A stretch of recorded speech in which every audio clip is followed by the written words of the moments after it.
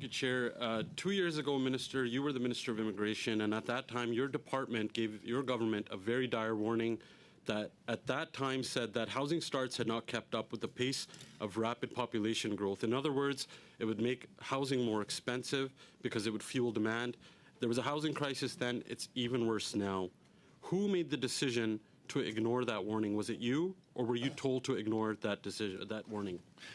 No one ignored any warnings. The part of the story that you may not be familiar with is the warnings around what would happen to our healthcare system. When I talk to folks in the sector, the warning from home builders that we would not be able to build homes if they didn't have access to talent. The warning from the business community about the massive closures that would take place if we didn't work Minister, it was absolutely ignored by somebody, because after that warning, in the last 8 years, rents have doubled in this country under your government. Canadians, students, and even newcomers now, as you addressed inside your opening statements, now they're living in cars, they're living under bridges, because the cost of shelter has skyrocketed in this country. You had a report in front of you when you were Immigration Minister where you and your government were warned that if you continued down the path that you were going, that it would fuel a worse housing crisis, which we see today. That is a consequence of you ignoring that. So once again, who ignored that warning? Was it you, or were you told to ignore that and continue down that path? One of the things that's really important for Canada's social and economic well-being is that we don't seek to attribute the very real challenges we're having with housing exclusively to the issue of immigration. And I think it's important that we understand that the rate of interest have changed, that the cost of material supplies, labor. Both. Mr. Chair, when I'm asked a question, do I have the liberty to have the same amount of time to offer a response? Time to give a response. So what I am asking for members is please no crosstalk while we're here, and to be able to allow the minister to answer a question. Please, MP Howland. Respectfully, I think the minister continues to deflect away from this, from ignoring this dire warning that his own department gave him. Minister, you and your government had a report in front of you given to you by your own department. You guys literally threw it out and ignored the warning that caused the housing crisis that we're in today and made it even worse. So tell us, what did you do? What was the immediate action you took when that department told you that your current plans were going to lead to a worse housing crisis? Mr. Chair, this is the first time I've heard the Conservative Party openly suggest that the cause of the housing crisis is immigration. Excuse me, that's false. That's point of order, Point of order, Mr. Chair. Point of order. You can read the record back, Mr. Chair. Point of order. Mr. Holland continues to interrupt. He's done this with prior ministers. He's doing it with this minister. I would just ask you, Chair, and I'd ask Mr. Holland to please allow the minister to answer the question. An absolute MP false. MP Holland. It's my MP time, Holland. Chair. Please stop with the crosstalk. Okay, MP Holland. Chair, allow for answers to be given. It was a false accusation made against Point me. of order. Point of order, Mr. Chair. Point of order. That is the third question I have not heard the minister respond to. The time should be given to him right now to actually respond to all of those three questions instead of the melodramatic sort of questioning that the other side without allowing any time to respond. I will continue with my time. MP Holland, the minister should be allowed to answer the question. You've asked a number of questions. You have not allowed the minister to answer the question. Chair, I'll continue MP with my Holland, the questions. minister will have an opportunity to answer your question. I will continue with my time. The minister has the floor. I will not let the minister continue to make false Mr. Chair, do I have the floor? You have the floor, Minister. Thank you, Mr. Minister Chair. has the floor.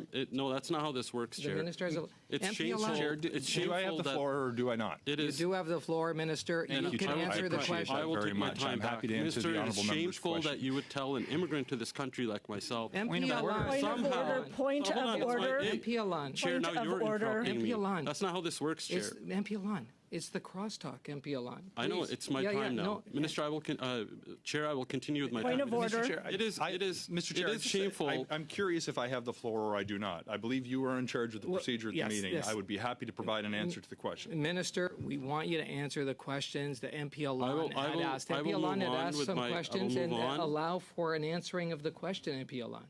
I will move on with my question because the minister made Point of order. a I'm very sorry. false No, accusation. I'm sorry. Point of I'm order. This is not a sorry. point No. of order. Point of order. I am sorry. Mr. Hallam is not allowing the minister to answer This is not a point of order. It's not- Okay.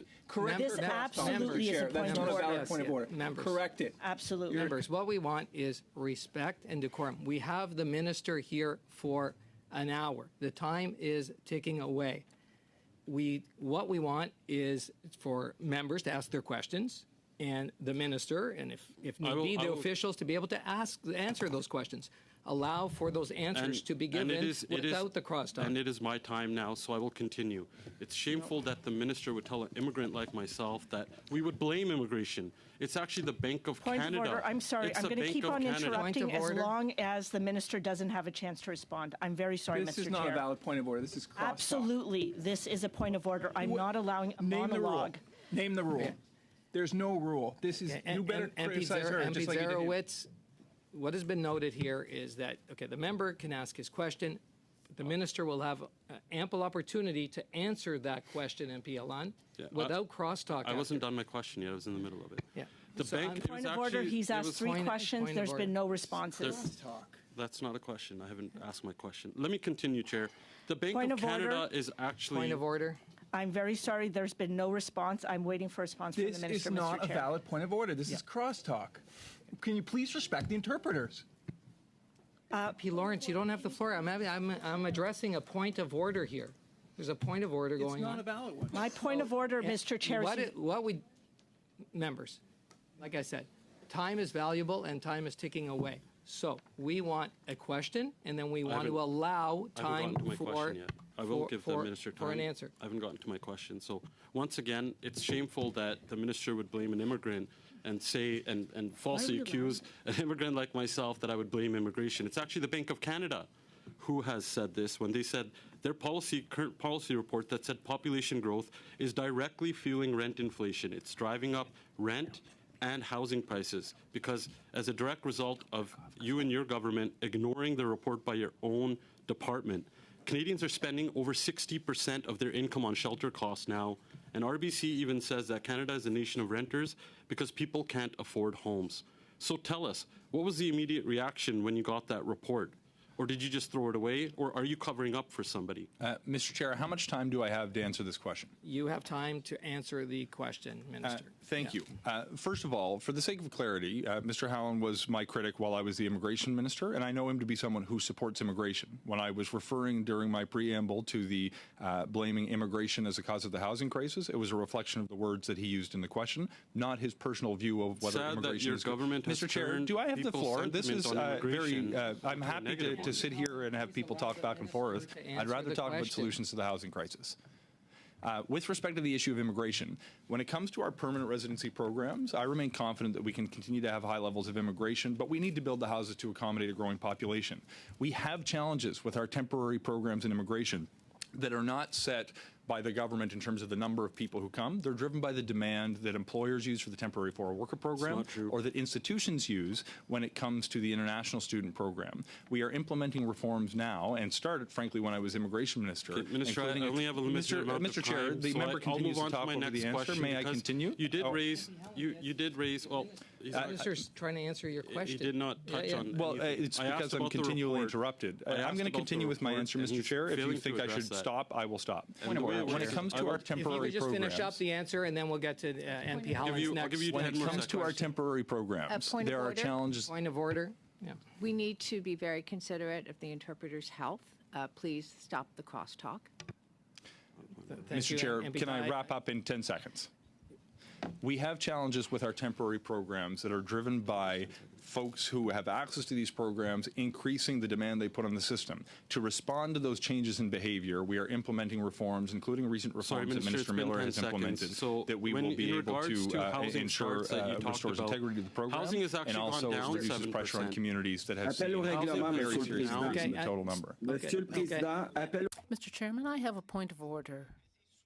As has often been said, we have to respect our interpreters. For the last 10 minutes, we've had crosstalk, and this makes it impossible for the interpreters to do their work. They do excellent work for us, but they have to be able to hear what's going on. So I would please ask you to stop the crosstalk. P. Thompson, you're 100% correct. So I apologize, and we all should apologize to the interpreters here. The crosstalk is affecting them. It affects the health and safety of people. So we have to understand, to be respectful, decorum, don't scream into your mic. allow people to answer questions, allow those to ask questions. Let's do this in a respectful way is what is being asked here. So MP Howland, on that, please. Minister, according to CIBC, they gave a grave warning that Canada needs an additional 5 million new homes units by 2030, on top of the ones that are already projected. That's about 1.5 million more additional homes than the CMHC even projected. Your own housing agency, the CMHC, said they had no faith in your government that these homes will be built, just recently in this committee. CIBC says the housing crisis is largely due to a failure in planning. So how are these homes going to get built? Thank you for the question. Mr. Chair, I've walked people through the bones of the approach to housing during my opening remarks. We're going to see the homes get built when we reduce the cost of home building by putting incentives in place. We're going to see more homes get built when we change the way that communities build homes by incentivizing them to reduce red tape and to speed up permitting process. Minister, it's been 8 We're going years. to see, Mr. Chair, I want to be respectful of my colleagues. MP Howland, your time is already up, well beyond, actually. So, Minister, finish up your remarks, and then we will move on to the next MP questioner. Long story short, we can reduce the cost of building by putting incentives on the table. We can change the way cities build homes by putting federal money on the table to change zoning and permitting processes, and we can build an industrial strategy in collaboration with cities, the private sector, nonprofits, and provincial governments. When I actually look at the comparison between the plan that we're putting forward and that Mr. Howland's party is putting forward, it's clear and very obvious the measures that they are putting forward would actually lead to a fewer number of homes to be built than we are already on track to, and we simply can't let that happen. Thank you, Minister.